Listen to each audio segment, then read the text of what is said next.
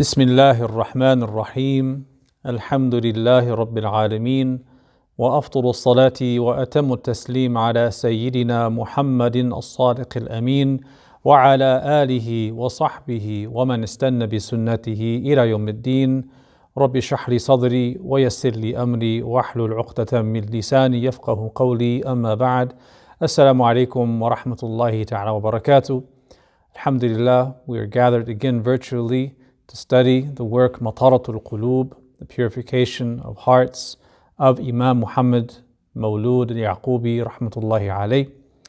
And in our last session we were talking about khawful faqr, the fear of poverty. And today and tomorrow, perhaps even the day after tomorrow, we're going to cover the disease of Riya, or showing off. Before we do that though, we have to see how Imam Muhammad Mawlud uses the discussion on fear of poverty and its cure to segue into the discussion on showing off. He links the two of them together. He says in the beginning of this section where he discusses Riya, he's linking it to what he said regarding the fear of poverty by saying, وَأَصْلُهَا طَمَعُ وَالرِّيَاءُ دَوَاؤُهُ عِنْدِي لَهَا دَوَاءُ. Its root cause, the root cause of fear of poverty, is طمع. This طمع we've talked about a few times. This craving, this covetousness. He says the root cause of fear of poverty is covetousness, and doing good works for the sake of showing off. The cure for the first, covetousness, is also my cure for the next disease, showing off. So here he's adding that one of the root causes of fear of poverty is craving the stuff of the world, coveting what other people have. And he starts off in the beginning of that section on fear of poverty by talking about how it stems from having a bad opinion of Allah subhanahu wa ta'ala. And towards the end of this discussion here, he says that its root cause is craving. So as we mentioned in the previous class, some of the ulama mentioned that the root cause of fear of poverty, and indeed all diseases of the heart, stem from tama', this covetousness and craving after the stuff of the world. From here, he segues into a discussion on what is perhaps the worst disease, or one of the worst diseases of the heart, and that is the disease of Riya. He says here that Riya is caused by tama', covetousness, just as fear of poverty is caused by covetousness. So the cure for one is the cure for the other. So today, inshallah, we're going to talk about the second disease and talk about it tomorrow and perhaps even the day after. We want to look at the definition of Riya and the signs and types of Riya and the cure for showing off. So he begins his discussion on Riya by saying, وَشَمِّرْ إِنْ أَخَذْتَ فِي دَوَاءِ عَاقِدِ أَلْوِيَّةِ ذِي الْأَدْوَاءِ. He says, Shammir, which means to roll up your sleeves. Roll up your sleeves if you want to set out and cure what is the root of all of these diseases and what worsens them. He's telling us you have to roll up your sleeves and get to the work of purifying the heart, of removing the impurities and replacing them with beautiful qualities. And if you want to get to the root of these things, which is tama', covetousness, you have to get to the work, the heart work. Also, he says, you have to roll up your sleeves and strive to purify yourself of what will worsen those diseases, namely Riya. He says, أعني الرياء أحد البوائق إيقاع قربة لغير الخالق. He says, I mean that Riya, showing off, is one of the calamities of the heart, whose definition is to perform an act of devotion for other than the Creator's sake. The word Riya comes from ru'ya, or to see, ra'a. If someone sees, we use that root. verb. And Riya is to do something to be seen. The classical English term for Riya is ostentation, though for our purposes we'll use the term showing off. There's actually two aspects to this. There is the aspect of doing something to be seen, and then the aspect of doing something to be heard. We have Riya, which comes from seeing, ostentation or showing off. And then we have Sum'ah, which is the corollary of Riya, and it is to do something to be heard, to gain a reputation and status among people. One is conveyed through being seen or through the eyes, the other is through being heard or through the ears. It comes from being seen. It is to do something to be seen of others and to be seen in a certain light. The Prophet ﷺ said that Riya, showing off, is minor shirk. Shirkun asghar. It is a minor shirk. And in one narration he said, I do not fear that my ummah will fall into major shirk after me. I don't fear that they will fall into the shirk of idol worship, for instance. He said, however, I fear that they will fall into the minor shirk of doing things for the sake of God that should be for the sake of Allah, for the sake of people, or to be seen for other than Allah's sake. So here Imam Muhammad Mawlud is being very careful in his definition, because he says, again, his definition is to perform a qurba, an act of devotion, for other than the sake of Al-Khaliq, the Creator. By saying act of devotion, qurba, he is excluding actions that are done for the sake of others, but that are not acts of devotion in and of themselves. For instance, if a person puts on a nice coat and a nice hat and they want to look nice for a dinner, they're doing that to be seen by others. And that is not Riya, because wearing the coat and wearing the hat is not an act of worship in itself. It's not an act of devotion. It's not a qurba. So Riya is not included in actions that are not exclusively acts of ibadah. He also excludes by this definition actions that are they're acts of devotion, but they are not, a person may do something where the intention is mixed up, but not to be seen by others. An example would be if a person goes for Hajj, and Hajj is supposed to be for the sake of Allah subhanahu wa ta'ala, but perhaps this person goes and mixes up their intention, and they also go with the intention of conducting business or buying and selling. This is not Riya, because a person making Hajj with that intention as well is not doing something to be seen by others. Riya is exclusively to do an act of devotion, a qurba, for the sake of being seen by other people. He says here, بل طلبا لنفع أو لحمد من خلقه أو اتقاء الضد. Rather, it is, showing off is for the purpose of seeking some worldly benefit or praise from His creation, or to protect oneself from the opposite, the loss of wealth, or to be criticized. So, tama', this covetousness, is the root, and from that root comes a person's desire to be praised by other people and a dislike to be criticized by them.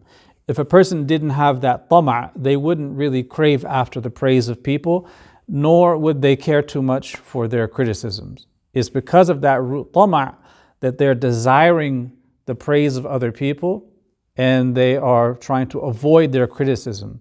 And this is how we frame the understanding of Riya being rooted in that covetousness. From that covetousness comes this showing off, because a person is seeking the praise of other people, or he or she is avoiding their criticism. Now here Imam Muhammad Mawlud mentions three things, not two. He says that a person is doing an act that is a qurba, an act of devotion that's supposed to be for the sake of Allah subhanahu wa ta'ala, and they're doing it to seek worldly benefit, number one. Or number two, they're seeking the praise of other people, or they're doing the act of qurba, number three, to avert blame or loss of worldly benefit. So number one and two are intrinsic in number three, that the person is either doing it to seek worldly benefit or to seek praise, or to avoid losing that worldly benefit or having the opposite of that praise. In other words, condemnation or criticism or losing one's status. So these are the ways that Riya manifests. It is to seek a position and a status in the hearts of people by doing actions that are supposed to be exclusively for the sake of Allah subhanahu wa ta'ala. This is absolutely haram. It is minor shirk, and it does not take one outside of the fold of Islam because it's minor shirk. Nevertheless, it is one of the greatest of the major sins, and the act that is tainted with minor shirk or filled with this minor shirk is rejected.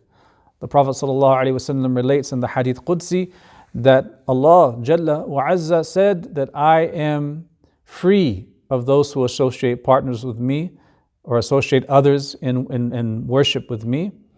And that act of worship is rejected. Now, we talk about Riya as displaying religiosity or doing something that is an act of devotion that's supposed to be for the sake of Allah, that is done to be seen by others, either to acquire worldly benefit or to earn their praise or avoid losing a worldly benefit or being criticized or condemned or looked down upon. When we look at how Riya would manifest in one's life, we can look at it from different angles. One of the ulama, one of the late Moroccan scholars, Imam Ibn Hamdoun, he has a hashiyah, a marginal commentary on Ibn Mayyara's commentary on Al-Murshid al-Mu'in. It's a very standard textbook in law and spirituality. At the end of the book, where he talks about spirituality, he discusses the disease of Riya and mentions a really nice, succinct benefit. He lists out the different types of Riya that manifest. He mentions number one, the Riya that occurs with the body. This is all condensing of what Imam al-Ghazali and others have written. He says that the first form of Riya is the Riya, the showing off with the physical body. He gives examples of a person who makes themselves look sallow. Sallow, if a person denies themselves certain foods for a period of time, if they deny themselves protein for a period of time and their diet is quite poor, over time they'll take on a very sallow, sunken appearance. And there are people who have that appearance because they have no other choice.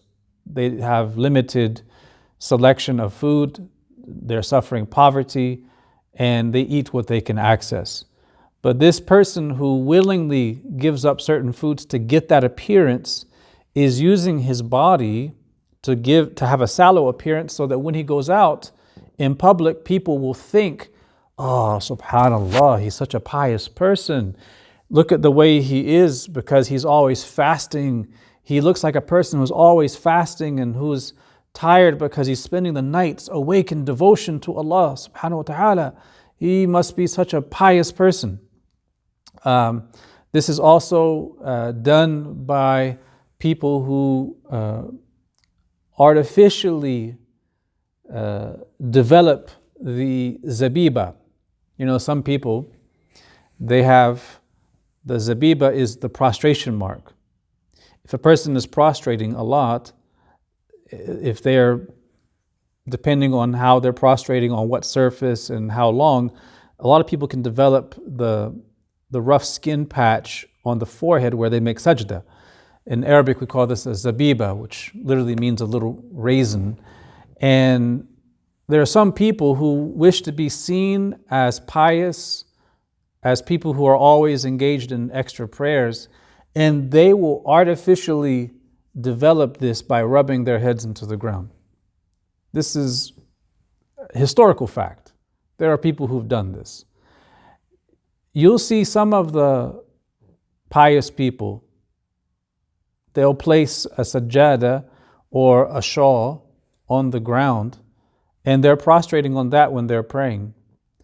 And I know of one person like this. This individual was a student of sacred knowledge in Yemen, and he was doing this. And when asked, why are you putting the shawl on the ground and prostrating on it? He said, I have a tendency, the way my head is shaped, to develop the zabiba. I don't want to develop that zabiba. I don't want to have that as some show of piety, lest people think I'm some pious individual who's always in prayer. He didn't want to make a display of his prayer even on his physical body with that prostration mark. But if a person is showing off with their body, they could artificially develop that. Maybe they're rubbing their head in the rough carpet to develop that zabiba. But that's Riya.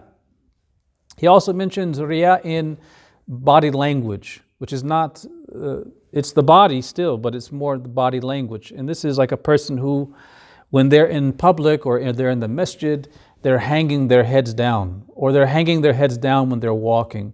And this harkens back to a certain image of what a pious person looks like. A wali, a zahid, an abid, a rajul salih, a pious person who he has this appearance, itraq al-rats, they're lowering their head, their gaze is lowered, and their eyes are closed when they're in public, sitting in the masjid, so that people are thinking, subhanallah, he is in fikr, he is in wajd, he is in a state, in a hal of shuhud and contemplation and witnessing the divine secrets. And because of his hal, he's closing his eyes because of the intensity. But it's all a show. It's all a show. There's no hal, there's no wajd. If there's an actual hal, a person's in that state where they feel they need to close their eyes, then let them do that. That's fine. But a person knows their own self. The person knows their own self, their own reality when they close their eyes or behave in this manner. وَلَوْ أَلْقَى مَعَاذِيرًا. A person knows themselves, even if they put forward excuses. The third type of riya he mentions is showing off in garments. And he mentions in particular wearing wool or wearing tattered garments or even wearing dirty garments to give the appearance to others that he's so busy in dhikr and fikr and in obedience to Allah and salat and all of these devotions that he's not taking care of his appearance. He's too busy. He doesn't care about these trifling, mundane things of the world, such as clothing. Right? There's a story from Imam Abul Hasan Ash-Shadhili, and we mentioned him on Friday in the Friday Reminder. One time he was in Egypt, and one time he walked into the masjid, and Imam Abul Hasan Ash-Shadhili was a scholar, and he was a person of great dignity and great honorable bearing in the way he carried himself. He would wear nice clothes.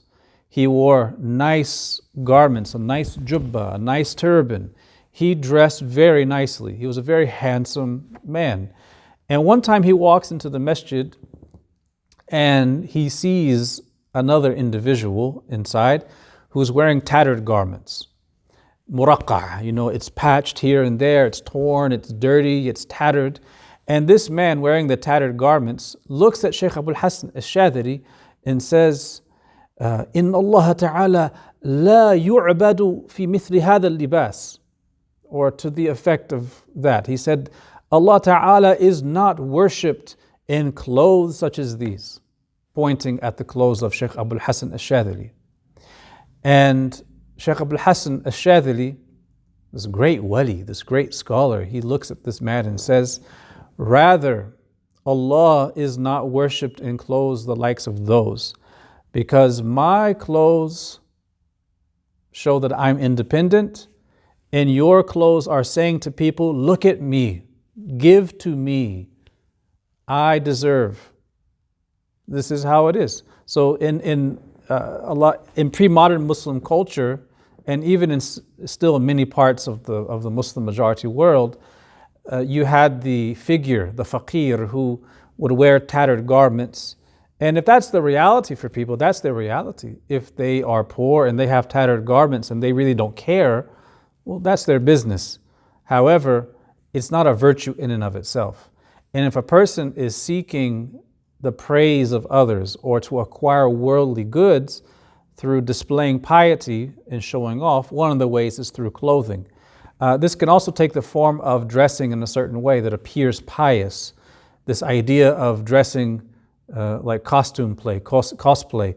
You know, you have the nice jubba and the turban and the miswak and the sibha, and all of these things are good. They're all beautiful. But when they're used as means of acquiring things of the world and gaining the praise of others and having prestige in the eyes of others, then they are tools of showing off. The next form of riya he mentions is riya in statements, aqwal. And this is the person who is showing off with what he says. This is the riya of preachers, the riya of people who give speeches and use flowery words and rhyming prose and speak about high, lofty spiritual matters and talk about these things and show emotion that may not be genuine, meaning they show a certain level of intensity or sadness, even if they're speaking about something, and that sadness is not really there in their heart. It's just a display. It's a show they're putting on. That is showing off with one's words. May Allah Ta'ala protect us. This is the person who is showing off, acting as if they're in a spiritual state that they don't have. And then finally, fifth, you have the riya in action, the showing off in the acts of devotion, such as prayer or charity or dhikr, or any action that one does that others can observe. This would be lengthy standing or lengthy ruku' or lengthy sujood. This would include observing a certain stillness in prayer when praying in public that is not observed when praying at home. But we have to be careful here. If a person is coming to the masjid and they're praying and they're a lot more still in the prayer at the masjid than they normally are at home, that can be a good or a bad thing. In the worst case scenario, it's showing off because others are observing them and they don't want to seem like they are fidgety. So they're extra careful to be still in the prayer, stiller than they will be when praying all by themselves. On the other hand, it is possible that the person may fidget more at home when praying than they should at any time. And when they come to the masjid, they are reminded of this, and the environment of faith that they experience in the house of Allah motivates them to have more stillness in their prayer.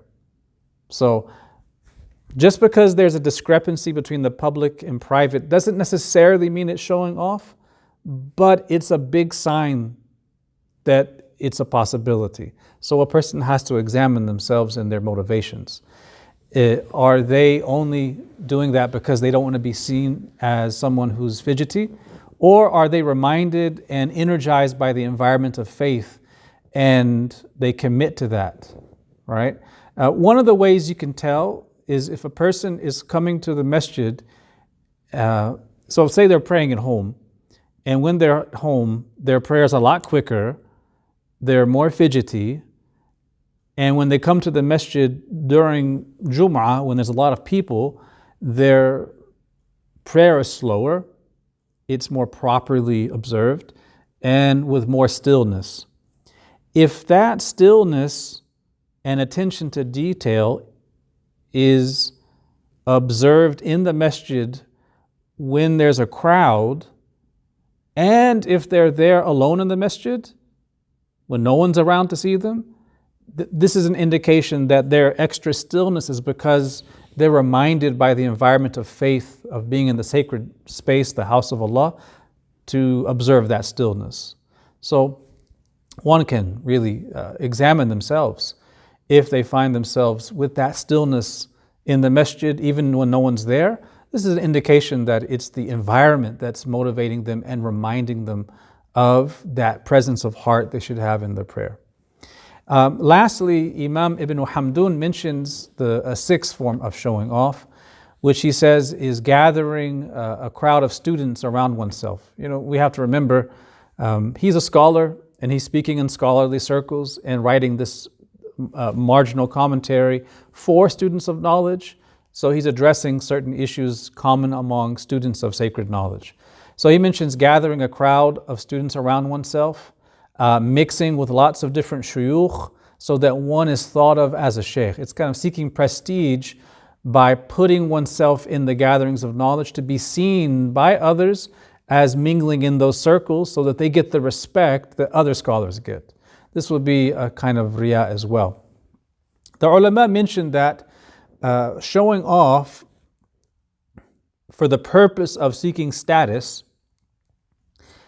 by doing things that are not acts of ibadah is not the same as the riya we're discussing here. So for instance, if a person is seeking status and praise from other people by showing how skilled they are in poetry, or how knowledgeable they are in engineering or medicine or civil law, or how skilled they are at basketball or whatever it may be, that is showing off. But because what they're showing off in is of a worldly, mubah, neutral thing, it's not the same thing as showing off in acts of worship. So it really depends on what one is doing. That wouldn't be haram unless the way they're showing off leads to arrogance, pride, or putting down other people and so on. So the riya that we're talking about is the riya, the showing off of doing acts of devotion that are supposed to be for Allah Ta'ala for the sake of other people, to be seen of them. Imam Muhammad Mawlud says here, أعظمه ما كان وصله إلى ذنب كمبدئ ورع ليجعل بيده مال يتيم ثم ما لدنيوي امتطاه سلما تمت مكان لخوف نظر بعين سخط من عيون البشر. He adds here, this is the end part of the description, he says that the worst form of riya is that which results in a sinful deed, such as pretentious display of virtue, so as to be entrusted with the wealth of an orphan. The next degree is what is done for some worldly matter, using good deeds as a means to obtain it. Finally, showing off is that which is done out of fear of the scornful gaze of people. Here, Imam Muhammad Mawlud tells us that there are three levels of showing off. The worst level is to show off as a means of doing something haram. And he gives the example of showing off using an act of devotion to be seen by others so that others perceive them as pious and thereby entrust to him the wealth of an orphan. And he does that act of devotion to get that reputation, so he has access to the wealth of an orphan that he then consumes for himself. This is basically using what is haram, one of the worst haram things, as a means to do something haram as well. This is the worst form of riya. The second one he mentions is showing off in worship to obtain something in dunya that is ordinarily halal. So this is the person who makes themselves appear pious so that they take advantage of the generosity of people. And if those people give them money, that money is halal. A person can give money to whomever they want. This person is making a display of piety to be seen as righteous and religious, so that someone who's trusting and naive gives them money. That money itself is halal, but they are earning it through a haram way, through pretentious display of piety. Another example of this would be if suppose there's a father, and this father is very pious. He's very observant of his salat. He's always making dhikr. He seeks knowledge. He's active in the community. He's known as a person of commitment. And he has a daughter. And this daughter is beautiful. And she has good manners. She's well educated. So a person sees the girl and he wants to marry her.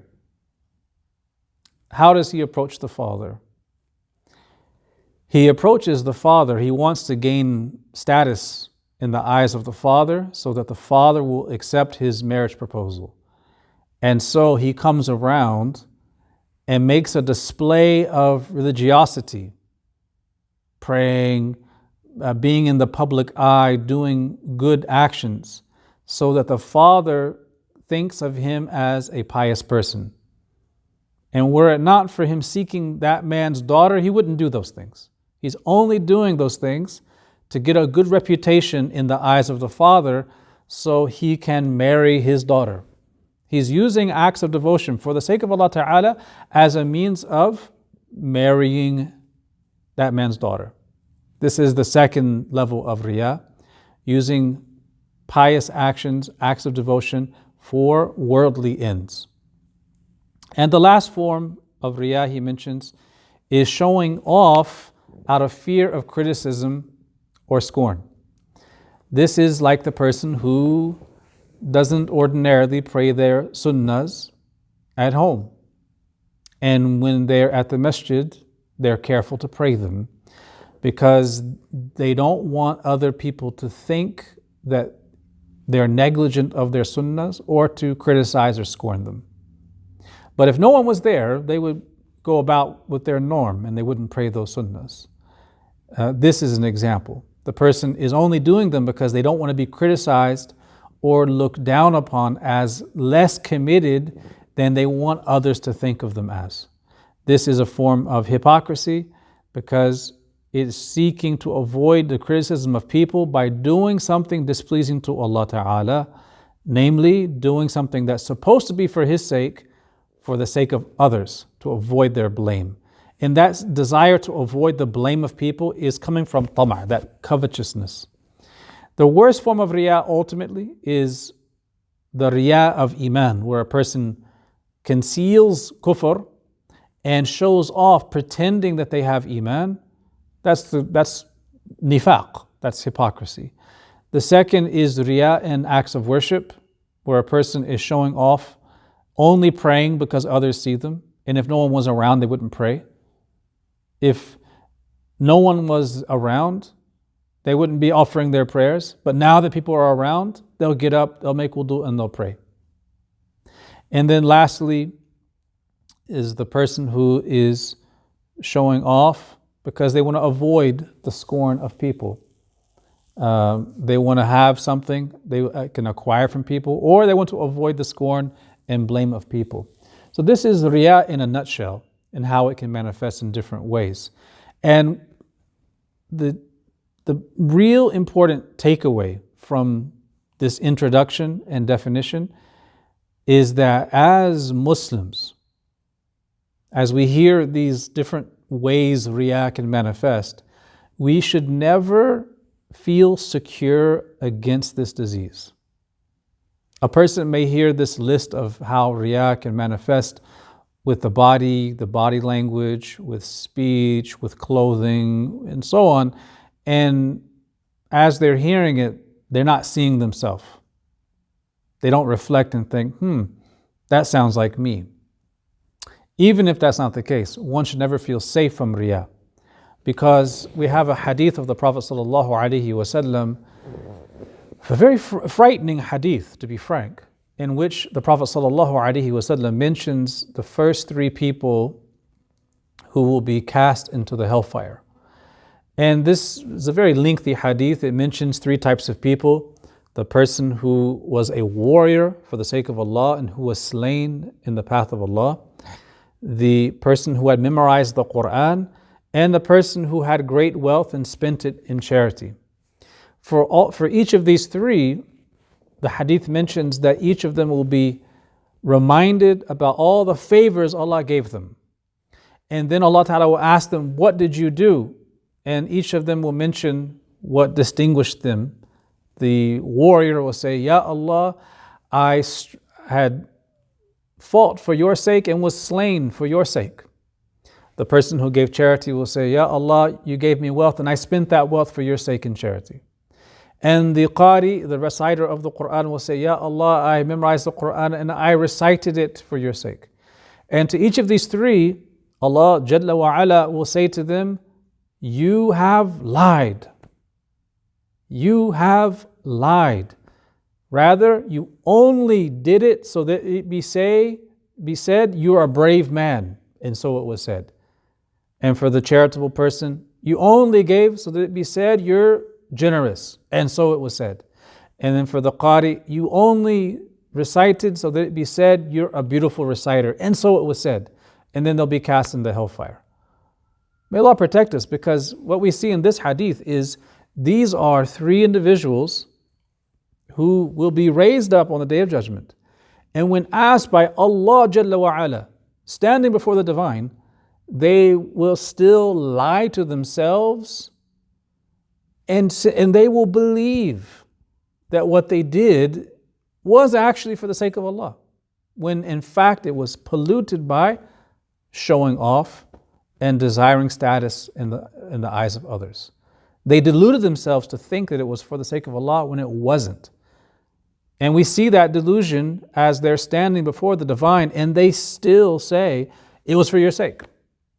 So we can't feel safe from this. We have to always examine the intention and never rush to things without examining the motive behind them.